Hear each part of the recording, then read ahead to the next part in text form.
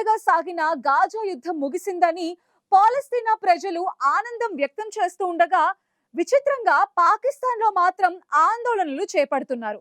గాజాలో మరణాలు, ట్రంప్ శాంతి ప్రణాళికను నిరసిస్తూ తెహ్రీక్ ఈ లబైక్ పాకిస్తాన్ చేపట్టిన నిరసనలు హింసాత్మకంగా మారాయి.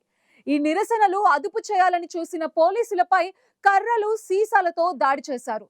దీంతో పోలీసులు కాల్పులు జరపడంతో ఈ ఘర్షణలో ఓ పోలీస్ అధికారి సహా 5గురు ప్రాణాలు కోల్పోయారు.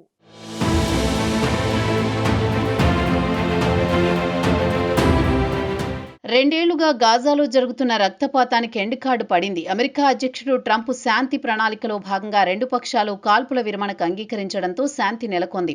ఈ నేపథ్యంలోని ట్రంప్ ప్రణాళికను వ్యతిరేకిస్తూ పాకిస్తాన్లో టీఎల్పీ ఆధ్వర్యంలో నిరసనలు మొదలయ్యాయి. ట్రంప్ మధ్యవర్తిత్వంలో జరిగిన గాజా సీజ్ ఫైర్ను వ్యతిరేకిస్తూ ఆందోళనలు ప్రారంభించింది.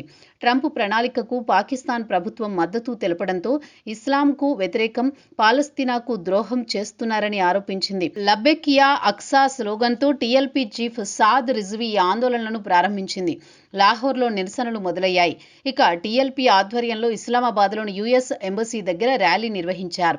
ఈ శాంతి ఒప్పందాన్ని టీఎల్పీ మద్దతుదారులు ఇజ్రాయెల్ మద్దతుగా చూస్తున్నారు. దీనికి పాక్ ప్రభుత్వం మద్దతివ్వడంతో పాకిస్తాన్లో ఆందోళనలు మొదలుపెట్టారు.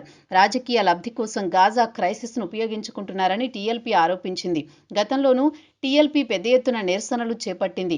2017లో బ్లాస్ఫమీ లా మార్పులను వ్యతిరేకిస్తూ చేపట్టిన ఆందోళనలు, ఆ తర్వాత 2021లో యుఎస్ ఎంబసీపై దాడి చేసింది. ఇప్పుడు తాజాగా గాజా డీల్ను వ్యతిరేకిస్తూ ఆందోళనలకు పిలుపునిచ్చింది. అయితే ఈ నిరసనలను అదుపు చేయాలని చూసిన పోలీసులు పై సీసాలు, కర్రలదు, రాళ్లతో ఆందోళనకారులు దాడి చేశారు. తుపాకులతో కాల్పులు జరిపారు. ఈ ఘటనలో ఒక పోలీసు అధికారి సహా 5గురు ప్రాణాలు కోల్పోయారు.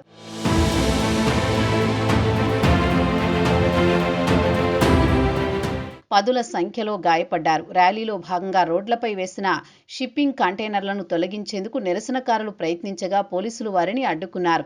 ఈ క్రమంలోనే ఆందోళనకారులు పోలీసులపై కాల్పులు జరిపారు. పలు వాహనాలను సైతం దగ్ధం చేశారు. పోలీసులపై కాల్పులు జరిపి ఒకరిని చంపడంతో పాటు మరికొందరికి గాయాలు చేయడంతో ఎదురుకాల్పులు చేసినట్లు పంజాబ్ పోలీస్ చీఫ్ ఉస్మాన్ అన్వర్ తెలిపారు. అయితే ఎంతమంది నిరసనకారులు చనిపోయారనే విషయాన్ని పోలీసులు వెల్లడించలేదు. ఈ ర్యాలీలో తమ పార్టీకి చెందిన మద్దతుదారులు చాలా మంది మరణించడం లేదా గాయపడి ఉంటారని టీఎల్పీ ఒక ప్రకటనలో తెలిపింది. ఇక గాయపడిన వారిలో టీఎల్పీ చీఫ్ సాద్ రిజ్వీ సైతం ఉన్నారు. పోలీసుల కాల్పుల్లో తీవ్రంగా గాయపడగా ఆరోగ్య పరిస్థితి విషమంగా ఉన్నట్లు తెలుస్తోంది.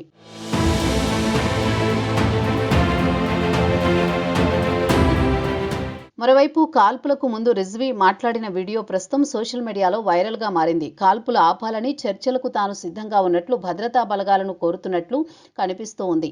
పంజాబ్ పోలీసులు తమ కార్యకర్తలను హత్య చేసినట్లు, ఘర్షణల సమయంలో అనేక మందికి గాయపడినట్లు ఆ పార్టీ చీఫ్ సాద్ రిజ్వీ ఆరోపించారు. వారిని ఆసుపత్రులకు తీసుకువెళితే వైద్యం చేయడానికి కూడా అక్కడ వైద్యులు నిరాకరించారని తెలిపారు.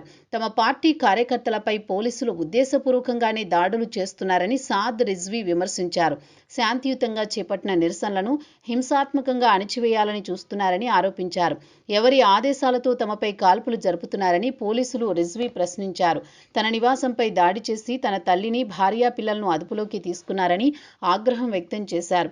మరో వీడియోలో అనేక వాహనాలు కాలిపోతున్న దృశ్యాలు కనిపించాయి. ముఖ్యంగా లాంగ్ మార్చ్ కోసం టీఎల్పీ కార్యకర్తలను తరలిస్తున్న ట్రక్కు సైతం ఇందులో దగ్ధమైంది.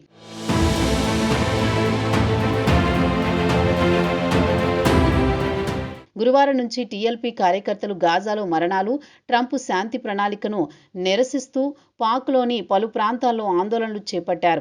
గత శుక్రవారం తూర్పు పాకిస్తాన్లో ప్రారంభమైన ర్యాలీ లాహోర్ నుంచి రాజధాని ఇస్లామాబాద్లోని అమెరికా ఎంబసీ ముట్టడికి ప్రయత్నించడంతో ఆందోళనలు హింసాత్మకంగా మారాయి. శనివారం జరిగిన నిరసనలో 100 మందికి పైగా ఆందోళనకారులను పోలీసులు అరెస్ట్ చేశారు. ఈ నిరసనల కారణంగా పాకిస్తాన్లోని ఇస్లామాబాద్, లాహోర్, రావల్పిండి సహా అనేక ప్రాంతాల్లో ప్రధాన రవాణా, కమ్యూనికేషన్ వ్యవస్థలు దెబ్బతిన్నాయి.